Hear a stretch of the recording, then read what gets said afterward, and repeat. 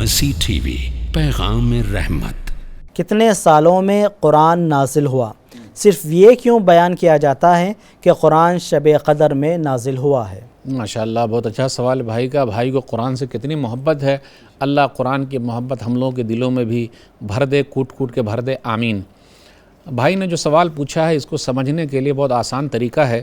یہ جو بیان کیا جاتا ہے کہ قرآن کریم شب قدر میں بڑی رات میں اتارا گیا، اس کا مطلب کیا ہے؟ اس کا مطلب یہ ہے کہ قرآن کریم آسمان دنیا پر، ابھی جو آسمان ہمیں اور آپ کو نظر آ رہا ہے، آسمان پر شب قدر میں اتارا گیا، اس رات میں اتارا گیا ہے، مکمل پورا قرآن اتارا گیا ہے۔ اور اس کے بعد وہاں سے حالات کے اعتبار سے 23 سالوں میں 23 ایئرس میں نبی صلی اللہ علیہ وسلم پر اتارا گیا ہے۔ تو شب قدر میں اتارنے کا مطلب یہ ہے کہ لوح محفوظ سے آسمان دنیا میں یہ پورا اتارا گیا شب قدر میں، اور شب قدر میں جو اتارا گیا ہے وہ حالات کے اعتبار سے 23 سال میں پورا قرآن اتارا گیا ہے۔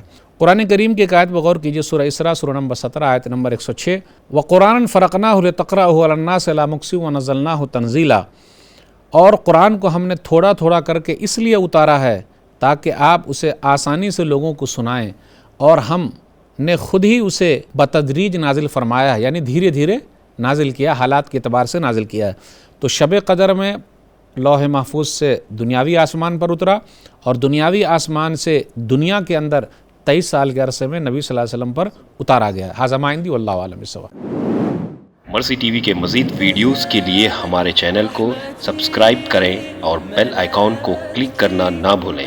جزاک اللہ خیر۔